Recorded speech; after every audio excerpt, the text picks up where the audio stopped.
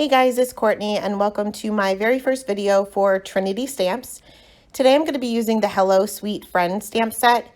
You can see there's a large floral, there's some smaller florals, and a ton of sentiments that you can mix and match. Today we're going to be making a one-layer card. I'm starting off with a piece of Nina Solar White 80-pound cardstock, and I'm taking my T-square ruler and using my little grid mat here to kind of just map out the center of my card panel. And I'm going to be going over these lines later, so I'm not too worried about getting it perfect at this point. I did have a few ink smudges from my fingers there, but we'll fix that later too. Next, I brought out my Misty, and I'll be stamping this image off to the left with a little bit of the top and a little bit of the bottom kind of overlaying those lines. I had a feeling I was going to have to stamp this twice. This is a pretty large stamp. So I stamped this twice on my card panel, and then I also stamped it on a piece of Eclipse masking paper. And we're going to be using the mask after we do our coloring, but I'll show you the cutting of it now. This image has a little handle here, and this is what works for me. I cut right through the bottom part of that handle so that I can get the inside. I just cut right along the main image and then take out that little piece, leaving the rest of it whole. I just find this works easier to have my mask stick as one whole piece once I put it onto my card panel. Now, like I said, I'm going to be using this mask after we do our coloring. I'm not doing any kind of ink blending on this card, and I'm not going to be doing any additional stamping with the exception of the sentiment itself. So I'm just basically going over the basic shape of my image. I'm not worried about going right along the lines. Just as long as I get close to them, I'm okay with that. I went ahead and put my mask aside because, like I said, we'll use that after we do our coloring. I wanted to keep this kind of fall colors. So I'm starting off with this larger flower here, and I wanted this to be a deep red. I'm starting off with my highlight color and just mapping out my darkest areas. Then I'll go in with my darkest color, which is the R89, and just adding a little bit of the darker areas where one petal lays over another and towards this center of the flower itself. I'm only doing 3 color blends here. These flowers are pretty tiny, so you can get away with just 2 or 3 colors here. Next, I'll move on to my mid-tone and extend those darker areas out just a little bit, leaving a highlight just on the tip of each of the petals. And then going back in with my R43 and filling in those highlight areas. Next, we'll move on to the oranges. And I'm going to be, again, starting off with my lightest color, which is actually a Y marker. Y markers and YR markers blend very nicely. So I'm just mapping out, again, my darkest areas, which in this case will be right towards the center of the flower. Then going in with my darkest color and just doing a few little flicks to get those darker areas in the center. This will make it appear that the flower is kind of indented in the center. Blending that out with my mid-tone and then back again with my lightest color. Next, we'll move on to our yellow flowers over here. And again, these are really, really tiny petals, but I am covering the entire area with my lightest color, which is the Y23. Then I'm going in with my darkest color, which is the E15. And I'm putting a very, very tiny little flick here on just some of the petals, not all of them. It's almost impossible to get all of them.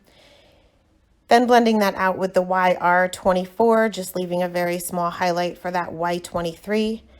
I'm not going to show you the coloring of all of these flowers. I pretty much colored them the same using the same combinations.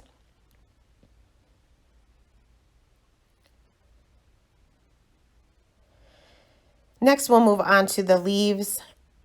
I'll start with these larger leaves here, and I'm going right in with my darkest color here, which is the YG97. And my darkest areas will be where these leaves are kind of laying behind the flowers. Then I'll blend that out with my YG95 and then blend that out completely with my YG93. Next, for these little tiny leaves here, start with my darkest color again, which is the G28, and I'm literally just putting one little flick right there in the center. I'll blend that out just a little bit with the G46 and then go in with my G21 and blend that out all the way to the end. Now there's a lot of little leaves, little flowers in here.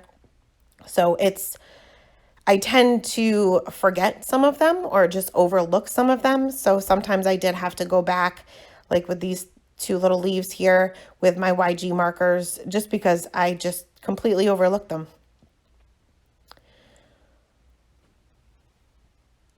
Now I love flowers, but I'll be honest, I don't know what these flowers are. So I kind of just colored them any way that I wanted. For my stems, I'm just using this one color here. I'm not doing any kind of blending on the stems themselves. They're pretty tiny. For this little, I think they might be leaves, I'm using just a little bit of a different color combination here. I'm starting with my G82, blending that out with my G21, and then finally just on the very tips, I'm going to be using the G20 just to blend that out.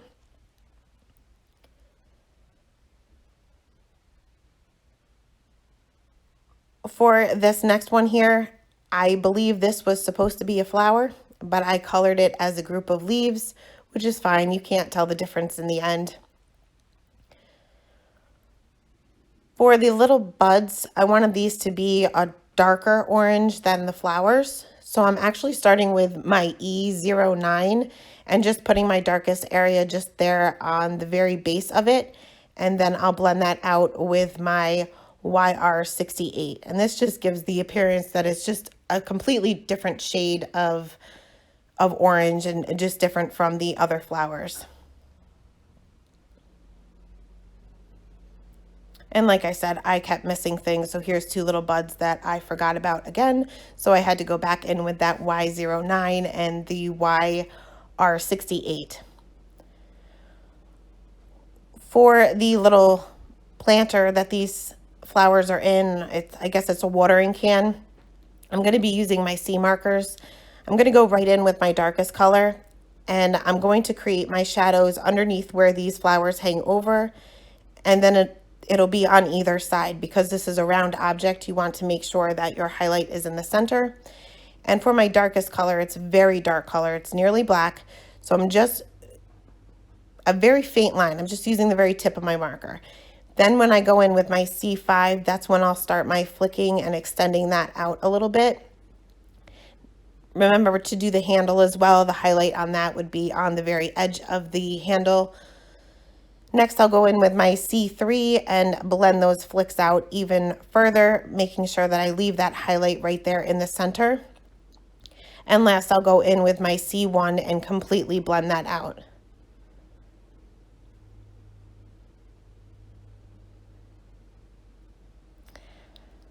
And next, I will take my ruler back out, and I'm using a Copic Safe pen here. This is an EK Success journaling pen. And I'm just going over those pencil lines, making sure I don't go over my flowers. Now, I failed to erase my pencil lines. Whenever you color over your pencil lines, you're not going to be able to erase them. Luckily, I used pretty dark colors and you can't see them anymore. But just remember to erase those pencil lines before you start your coloring. And next, I filled in the entire background with this BG78. I didn't do any kind of shading here. I was initially going to just make around the image a little bit darker than the rest of this area, but I ended up going over the entire thing with the same color.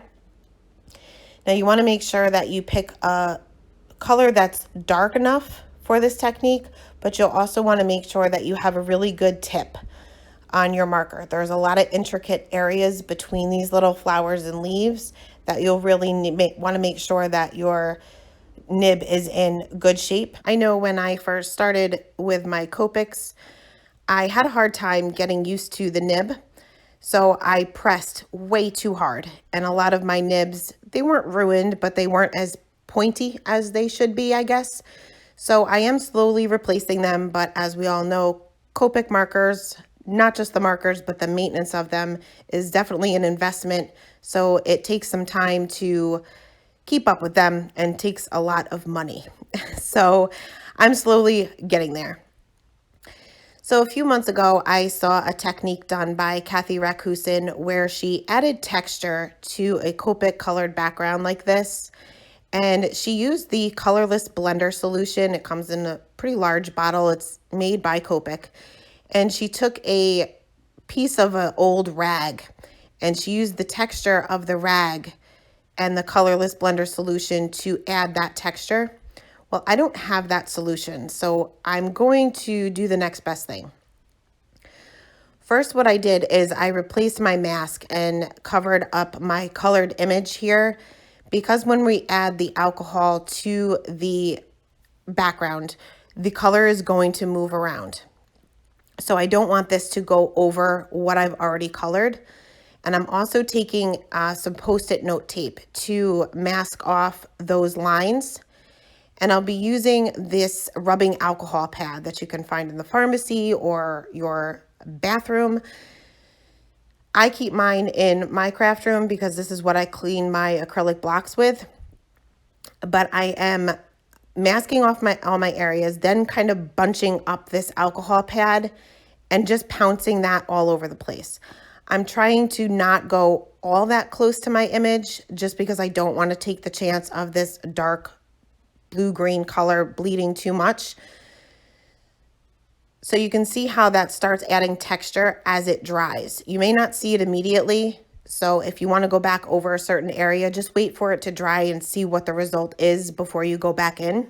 Once I was happy with the results, I went ahead and removed my masks, and we will move on to adding the sentiment.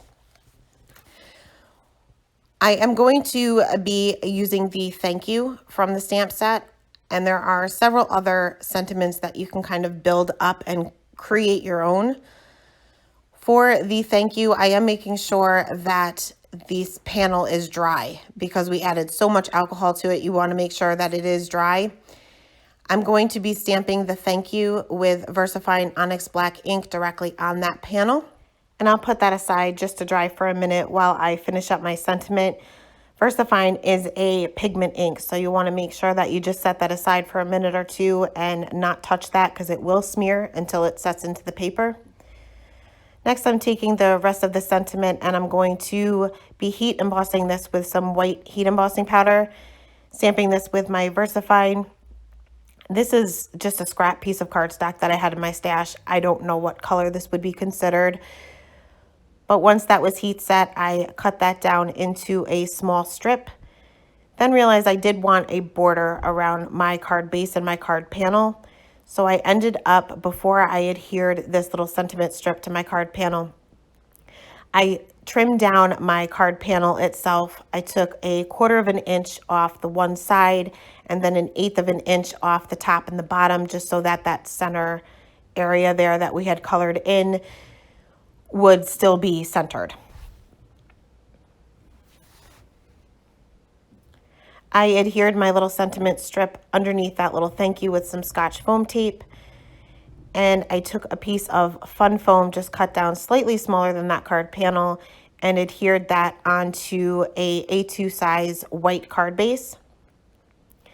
Now I know that we had those little ink smudges from my finger there in the beginning. In order to cover those up, I'll be using some rock candy sequins, also by Trinity. And I'm going to just adhere a couple of those on the bottom and one there on the top, covering up that little ink smudge with some glossy accents.